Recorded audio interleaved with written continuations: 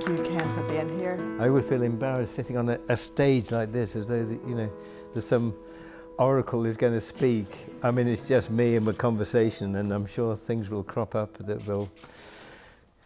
where we'll share ideas and share concerns, really, and maybe even talk about films. Who knows? Well, you get the drift. It's going to be a conversation not just between myself and Ken, but for all of us. But what I'd like to ask you made an intervention in the recent debate about anti-Semitism, and if you like how it was used against Jeremy Corbyn. You suggested that Labour members who protested should be deselected. Am I right? No. Oh, good. You see, that's I'm very reading the interesting. wrong press, obviously. Yes. Well, it's very interesting. I'll try and tell the story really quickly. I went into a Labour Party meeting near Bristol, and we talked about the necessity. This is the substantive point I tried to make, and others made in the meeting as well, that if Jeremy Corbyn is elected with John McDonnell, and they have a big programme of public investment, ending privatisation, public investment in work, public ownership of transport, getting the privatisation out of the NHS, increasing trade union rights again, giving everyone the right to be in a trade union, and so on. They're a big threat to capital, big threat to big business. So they're going to need a party in Parliament that will really support that, because if they're divided, I mean, 3/4 of these MPs, I think, round about that, issued a vote of no confidence in him. Most of the people in the shadow cabinet refused to serve with him.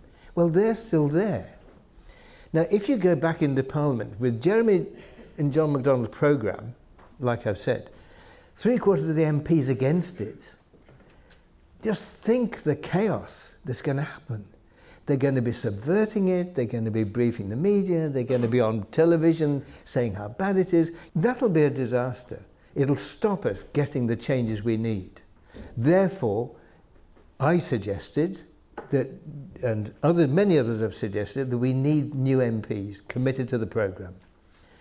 One way of looking at that is those MPs who stood underneath banners attacking Jeremy Corbyn and demanding action on anti-Semitism in the Labour Party. That's a whole other issue. Very happy to talk about it, but it's slightly at a tangent.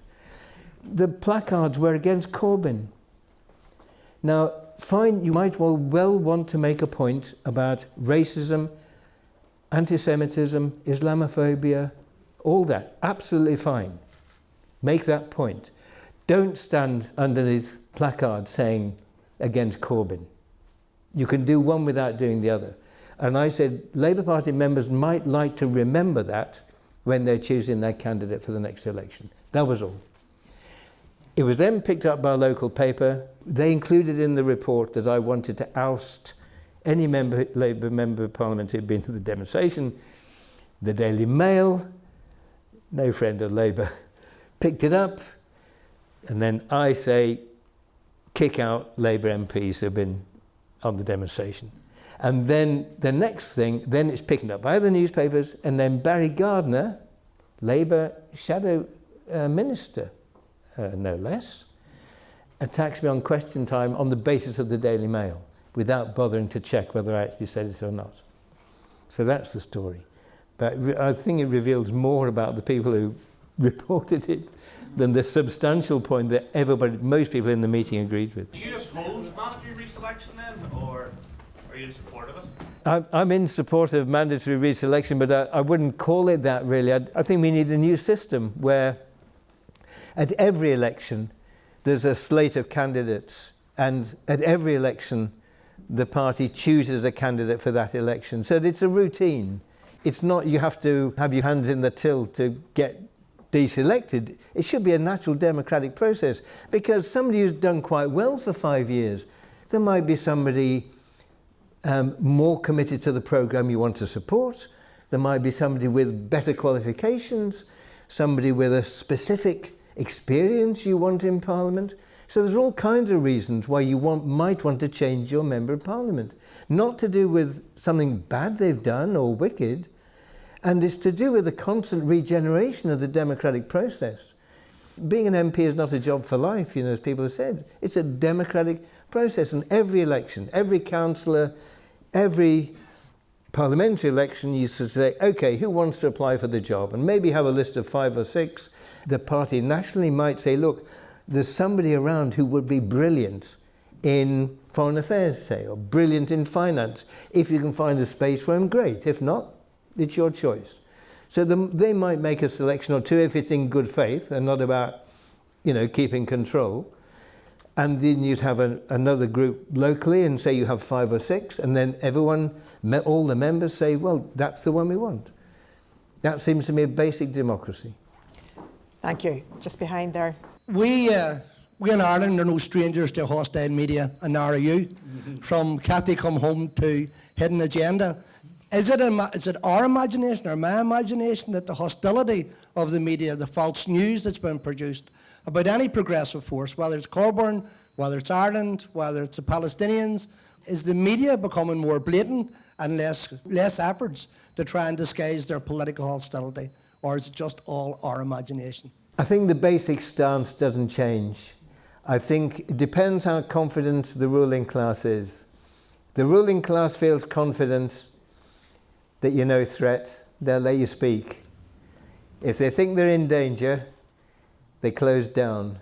There'll be many examples. I mean, Ireland's one case, you know, your situation is in one case where they would not allow Republicans to speak, as you know. They weren't allowed.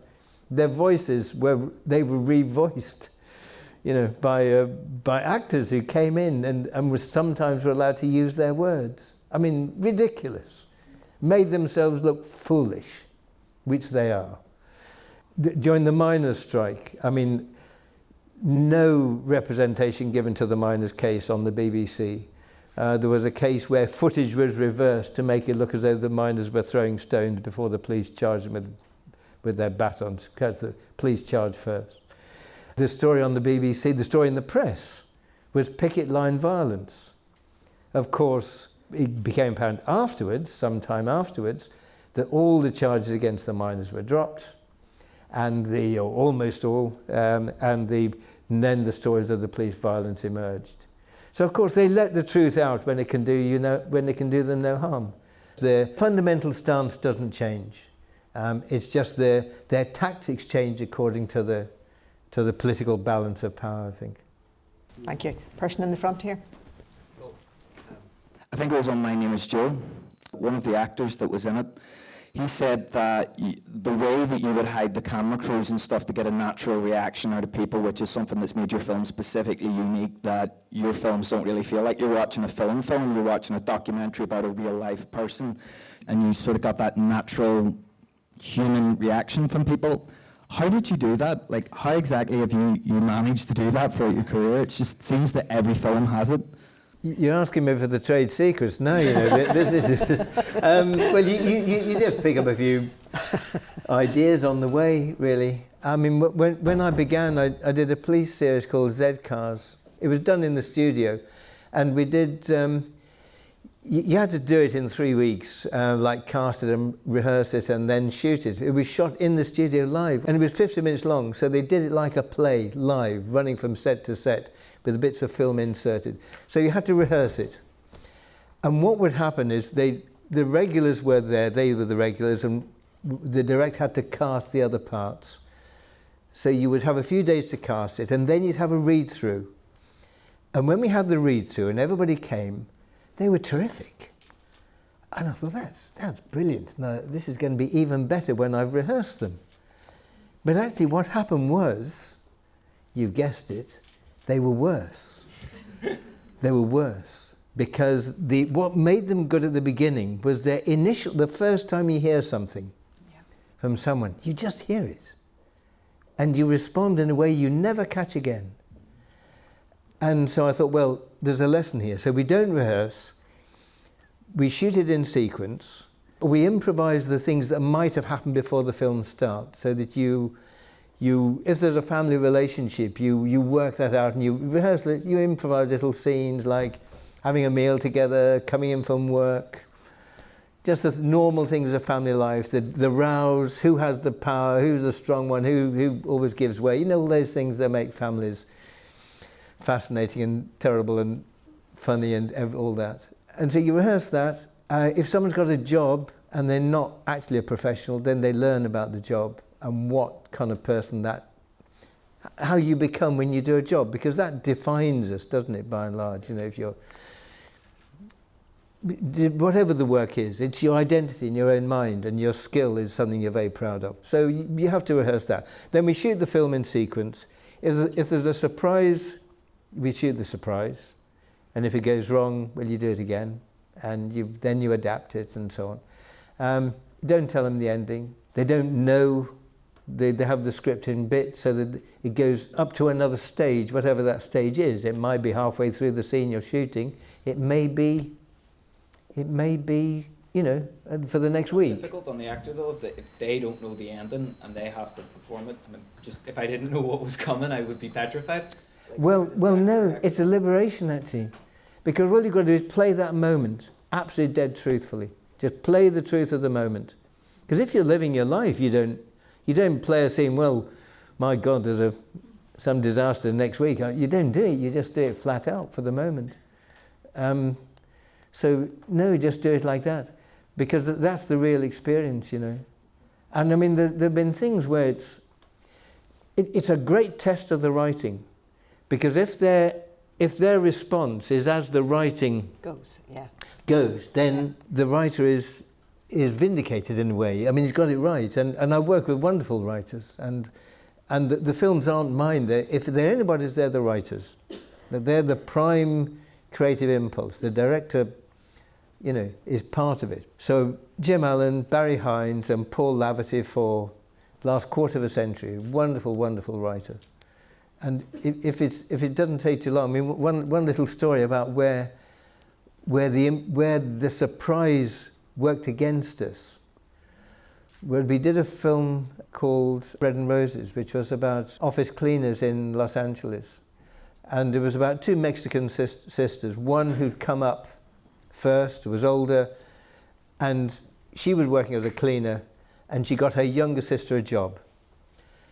And when the younger sister came, she was very innocent, very naive, and there was an issue about their pay and about sexual harassment at work and their exploitation, and she was one of the ones who led the strike.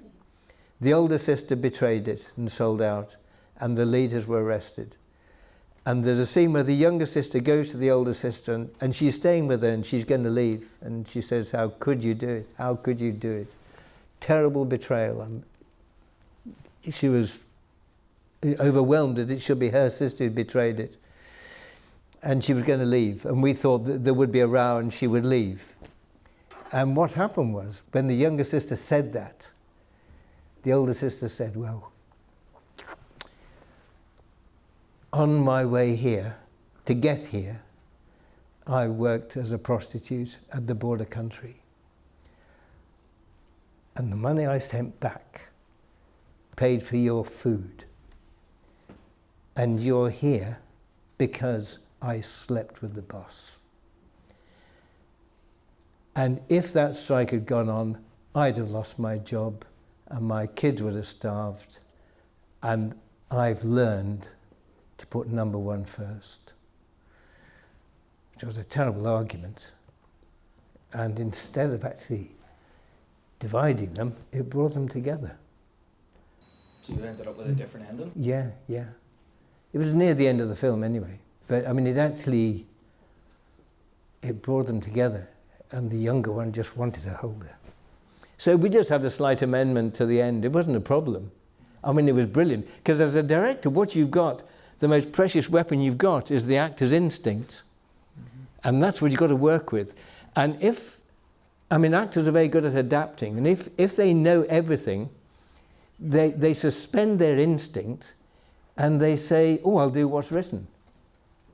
But at critical moments, you know, it's really, so there are many examples, but that's one. But I mean, that's the excitement of doing it, is steering this kind of ship of the film through choppy waters, but allowing danger. And I think a sense of danger when you're filming is really important. You know, sense of danger, sense of things could go either way, a sense of volatility and not being hammered down, you know. I just want to make a comment on all our behalfs, and it was, as Ken was telling that story, the emotional drive of the story caught all of us. I could feel it in the room. And it reminds me of his comment from way, way, way back that each human drama is infused with politics. And that drama is infused with politics. And it's just so wonderful to have those films that catch our imagination and catch our hearts and make us think about why those lives are the way they are. Thank you. Back to the politics. In time of Brexit, which kind of Europe believe in? Do you think internationalism is still valid nowadays, despite the rise of nationalism in Europe, everywhere, even in Italy? I'm Italian. So, what do you think about internationalism? Socialism is still valid at the moment? There's a thesis, isn't it, and a half.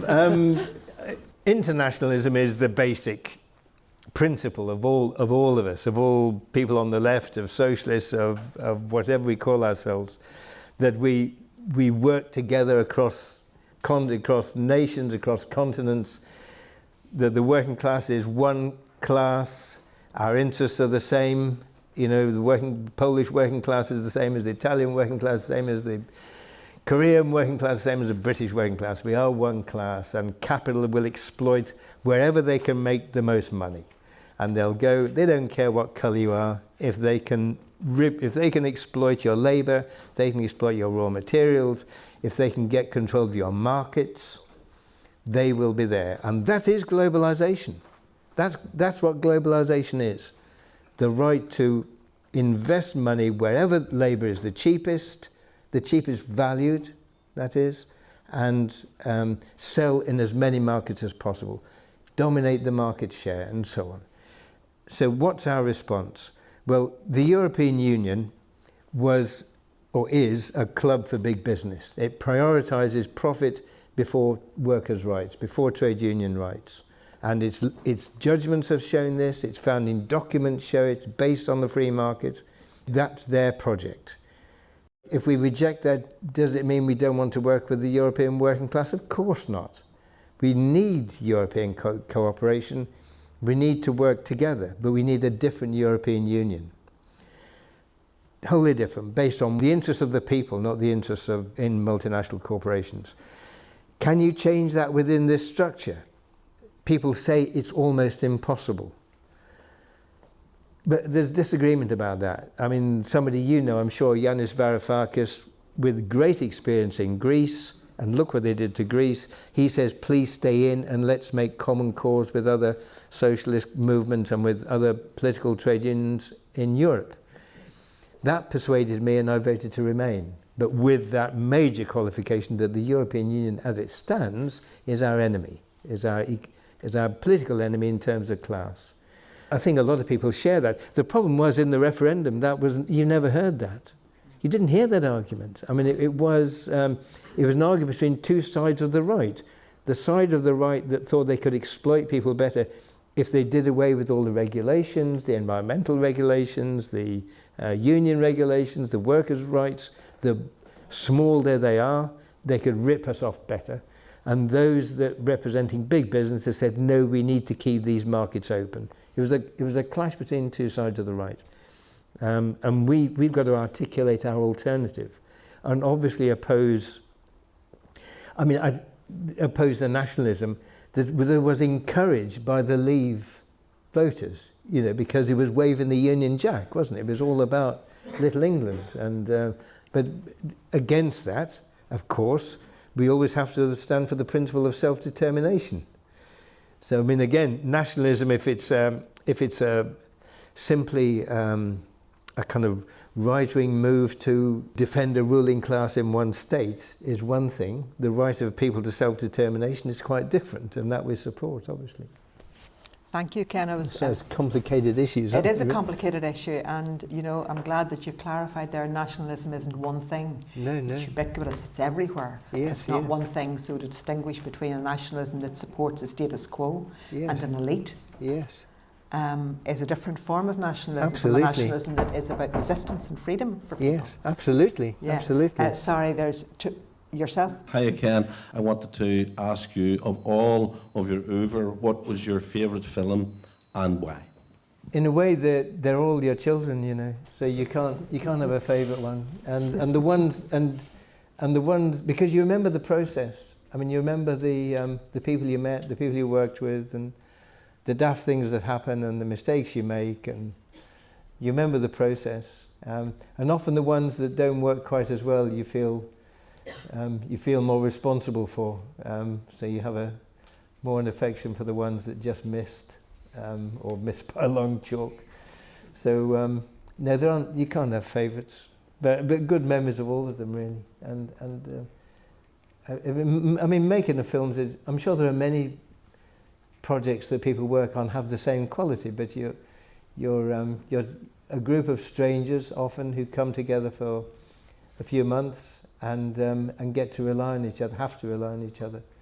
And I mean, I've been lucky because we have a group of friends who, you know, I've worked with for many, many years now. But nevertheless, it's still like a family reconvenes, and been hugely lucky, and you know, to have that support and make great people on the way. So it's been an extraordinary privilege that you don't give up easily. Though probably you should. Claire, you want to ask something? Go ahead. Can you tell us about your next project? Are you in a position to do that? Not really, no. Well, it's bad luck, you know. I mean, we thought we wouldn't do one really, and then Daniel Blake seemed to go okay. We got through it okay, and anyway, the idea thought maybe we should have another go, but you know, when they say in industrial disputes, common sense prevails. Well, common sense didn't prevail in this, and we're going to have another go, but it'll be very small, really. Don't expect too much, please. I suppose one of the things I was thinking of as I'm listening to you, Ken, is that there are things to be learned here about class unity. I mean, here where we are, and things to be learned about dividing working class people against each other. In the way that perhaps race works in the States, or in Britain, and in the States, of course, or the way anti-Muslim feeling is generated in order to divide people and separate them. And I've heard you saying that one of the strengths of the movement against working class unity is to provide people with subjects to blame. That happened to me because of you. So there are things to be learned here in as much as this. There are working class interests that are pitched against each other here. In the most marginalised communities, there is a fractional but it's very significant, in some instances, difference between inequalities and impoverishment between the poorest Catholic and the poorest Protestant people here. And that makes it really quite difficult and very challenging for people who've got the least to be able to mount alliances. And I'd say it must be the same in Britain as well in relation to race issues. Yes, I'm sure it is, and the scapegoating is virulent. I mean, the Mail, the Express, the Sun, the TV programs about Benefit Street and Britain on the Dole. It's all about, well, there's a name for it, isn't there? Poverty porn. Yeah. And people, the most vulnerable are hung up to be ridiculed and despised, and they will find these people. They will find someone with addiction who's in a desperate state, and just make them ridiculous so that everyone despises them, or maybe, and people who've made bad choices in life or unlucky choices, like, you know, maybe a woman who's got a problem with her weight and who's had too many children that she shouldn't have had. You know, maybe that it's just the way life's turned out, really. But of course she'll be given a house where the kids can sleep. So she's accused for sponging off the state and having more money than a small family who's working. But hey, you're going to starve kids? Well, they do starve children, actually. We know from food bank use they do starve children. But you're dead right. People have found scapegoats. We just have to fight it, don't we? We just have to tell the truth, because basically, you know, people do care. People are, if they can wipe off that awful coating of mutual antipathy that the press generates, and unscrupulous political leaders generate. If we can wipe off that foul coating of prejudice, people by and large, you know, will be good neighbours. People do care for each other. They will help someone. It's solidarity, you know, underneath. We've got to find solidarity. Nothing more to be said. Put our hands together, please. Thanks very much. Thanks very much.